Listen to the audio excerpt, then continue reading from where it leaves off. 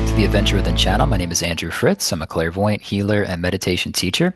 And in this video, I want to talk about how using your higher intuition can be kind of act as a cheat code to get to having the life that you want to live, that authentic life that you want to embrace and live out.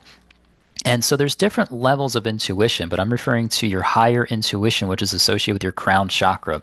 So there's seven major chakras in the physical body, and the crown chakra is at the top of the head. It's not out of the body; it's in the body, and it's your crown chakra is unique that it stands taller vertical, where the open end of the cone faces the sky or the ceiling. If you're in a seated position like myself, and what's the crown chakra all about? So this is your transmediumship ability, so that ability to kind of consciously and effortlessly leave the body. You can astral travel from there. But transmediumship, so channeling energies, channeling out of body beings for the purpose of communication and healing.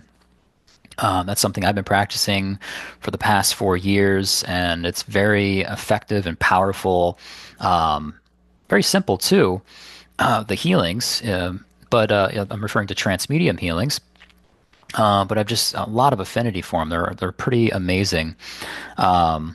Anyway, so that's your transmediumship. There's also your relationship to your higher self. So your truth, your answers, your information as a soul, your relationship to source or great spirit, whatever you want to call it, and your claircognizance, your clear knowing, your knowingness. That intuitive knowingness. And there's different clairs, right? So there's the second chakra ability is your clairsentience or clear feeling, the fifth chakra ability, clairaudience or clear hearing, and then the sixth chakra ability, clairvoyance or clear seeing. And again, crown chakra, top of the head is your claircognizance, clear knowing. So your higher intuition is here. And yeah, I think that you tapping into your higher intuition is kind of like a cheat code. It's the way to get to living the life that you actually want to live, living a more authentic life and living kind of a life based in your energy and truth and information. Um, so with higher intuition, essentially you're getting in touch and in communication with your higher self. And your higher self, sometimes it could be referred as the parental aspect of your soul or the God of your heart, that personal North Star. It's the part of you that's not limited to this lifetime. It has the mission statements, for what this lifetime is all about, your mock up, your purpose for this particular incarnation that you set up prior to even being born. And yeah, you created it, you set it up, right? And it's just sometimes we forget, and that's what spiritual awakening is all about. You start to wake up to what you already kind of know. Um, so higher intuition, getting in touch with your higher self, and so when people talk about, oh man, I'm getting downloads, this could be one example of that. That they're getting some energy and information from their higher self. It's coming down. And when it comes down to like a crown chakra level, that's kind of, it's setting the tone, and they might have like a simple knowing about whatever that download is about in particular at that time. So there's three parts with higher intuition I tend to find. And the three parts would be like paying attention and listening, trusting, and then kind of following through and acting. So the first part is, yeah, you got to pay attention to it first, right? You just kind of have to be listening, for your higher intuition. And one example would be sometimes you just know something, you don't know where it came from. It's very fast and quick, typically. And sometimes we trust it or don't trust it, or we follow through on it or we don't. A simple example would be driving. Sometimes we're out driving, and we have this kind of knowing that maybe I should make this turn here, and maybe we don't follow through on that for whatever reason, and we keep going and we end up in a traffic jam, or there's construction, or there's an accident, or whatever, right? You might get held up or something happens, and you're kind of going, man, I knew that, I knew it. And you're kind of beating yourself up a little bit because you did know it. You were getting an intuitive hit, and you dismissed it. You didn't follow through with it, and that tends to be pretty common. And this is just a small example in life, right? These can be applied to like really bigger things in your life. But yeah, ultimately you want to trust your intuition always and follow through on it, whether it's small or bigger things, right? It's not just that it's only once in a while, or how it has to be big things. It could be very little things throughout everyday life. But yeah, so paying attention. First you want to actually pay attention to it, right? And just start kind of tuning in and just kind of listening and just kind of see what's coming. And then, because some people aren't even aware of it, right? You got to be aware of this ability and kind of paying attention. Some people aren't, and some people are. And if you are, then it might be moving towards trusting. That's the problem, right? Sometimes we don't trust it, and because we don't trust it, then we don't act on it because we're not sure, like, where's this coming from, and can I really trust this? Because what happens if I follow through with this? Is I don't know what's going to happen, and so there's sometimes hesitation and uncertainty, and we just don't really follow through. So that can take some time. It can take some time to getting to just paying attention, right? And listening, right?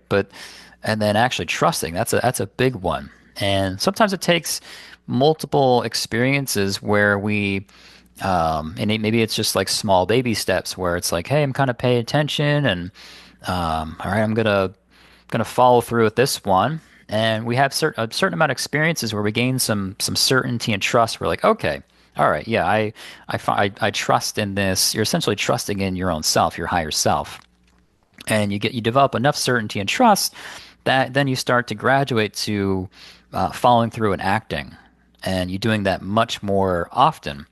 And again, that could be applied to small things in life, like the driving example, to big life decisions. But I kind of think that when you can listen, trust, and act, especially with the big life decisions, this is kind of the cheat code here to get out of a situation that isn't working and get yourself into a more it's like kind of crossing the rope bridge from a place where that, hey, this is where I've been. It's kind of comfortable, it's familiar here, and I'm ready to move on to something new and different. And this could be applied to many different scenarios in life, but like career, that's a big one, right? Because career takes up a lot of our time, it takes up a lot of our energy, and I think for a lot of people can relate to this. I know I can, where you get caught in a job situation or a career where it's just really not fulfilling. And yeah, sure, you can kind of pay your bills and it fulfills that survival need. And that's a part of living here, right? But ultimately, it's not fulfilling. You might be looking for something that, yeah, it's going to provide for you and potentially others, but that it is something more true to yourself and it is really fulfilling. And I find that listening to your higher intuition can help you get from A to B. And so it can be scary, right? Because once you start to pay attention and okay, I'm paying attention and okay, I'm getting to a place where I can trust this. I'm kind of done with this other stuff. I'm gonna go with it. I'm gonna surrender and just kind of trust in my own self and go with this and follow through with this. And it can be kind of scary sometimes because you're entering kind of an unknown. And because you're unsure of like really how it's going to all unfold. You have an idea of, okay, this is the direction I'm going, and but how it's all going to unfold step by step, you might not know the whole thing right away. You might get little, you walk on one stepping stone. Okay, here's where I'm at, and kind of have a sense of maybe what's next a little bit, but it's one step at a time. So it can be kind of scary. So it takes a lot of courage. It takes a lot of certainty. It takes a lot of trust in this journey. And yeah, it's inevitable that you're going to run into fear and uncertainty and doubt. You're going to handle probably invalidation when following your higher intuition from other people because they might not be accepting of what you're doing or understand it. You might be misunderstood about what it is that you're doing. Maybe they don't believe in what you're doing or believe that it's possible or believe that it's real. And really, essentially, this is your answer for yourself. This is you following your truth and you tapping in your higher intuition. It's not for them, it's for you. They've got their own answers and information and their higher intuition they can tap in for themselves and their, in their daily lives for small things or even big life decisions. So no, it's not really for them. It's not necessarily going to make sense to them. It will make sense to you. And again, you might see the whole thing right away. Again, you'll kind of you'll understand it more as time goes on, how everything unfolds.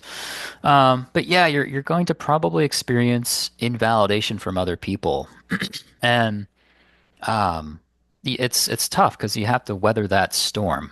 And that's the difficulty is that this might be family, this might be friends, this might be, people related to where you're trying to move away from. Maybe it's people that you used to work with and all that, and people don't understand what you're doing, oh, you're a fool, you're an idiot, and all that kind of stuff. You get this invalidation. I can definitely relate to all of that.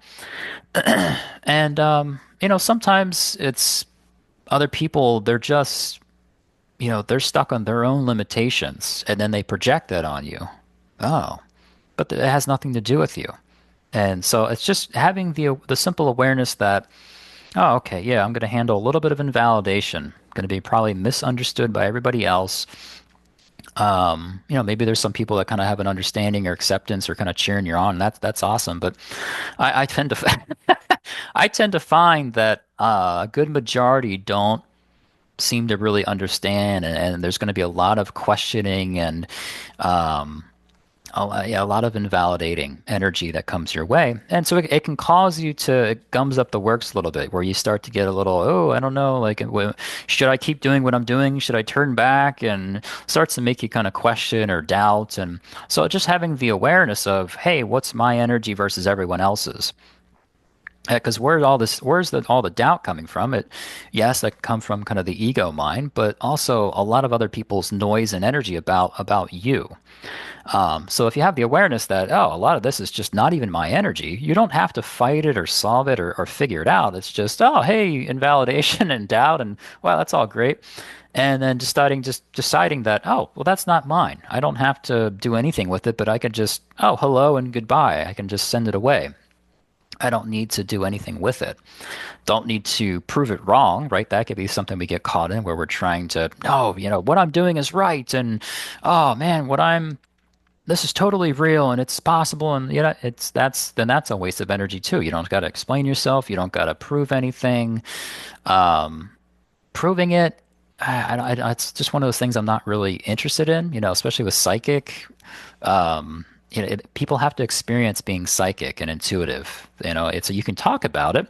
It's nice to talk about it with people that are kind of open to it, because that kind of gets them, more interested, and then they start to, oh, okay, I want to have these experiences, and then it's more real for them because they had the experience. But people that are super skeptical or aren't even going to try, there's just no point because they're just going to still have their, belief, and that's fine.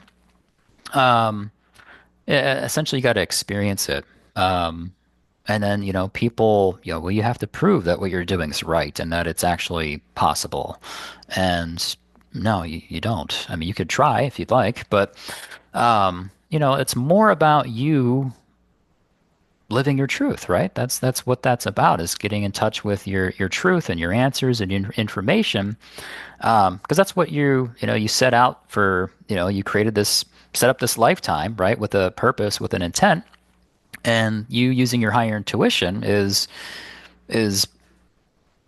working that out, is actually living that, is starting to fulfill that each step of the way. And I find that, yeah, that's going to lead you down a road of fulfillment and joy and happiness and what we perceive higher emotions, but are just qualities of spirit, instead of when we're just, it's got to be rational and it's the safe thing, and my family said this is the way to go, and they accept me because if I do this, and but then when I do that, I'm upset and I'm unhappy and depressed, and but oh gosh, I don't want to disappoint anybody. We've all been there, right? And you got to get to a point where you go, oh, enough with that, because this is my life, and this is how I want to feel good, right? I want to be in a higher vibration, in that state of joy or that peace, that's always there. It just kind of gets covered up sometimes, right?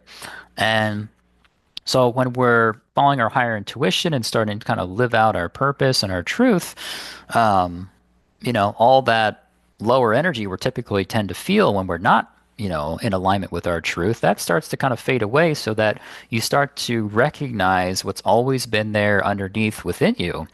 Um, Again, those qualities of spirit. And and then, again, you don't got to prove anything. It's just when you just kind of naturally do that, then people start to, whoa, you've changed and something's different and your life looks different. And, wow, I've maybe was throwing energy at first, but now it's kind of like, how did you get over there? You've crossed the rope bridge. You're not doing that thing that you used to do, and now you're suddenly over here. It seems like some sort of, magician trick or something like that.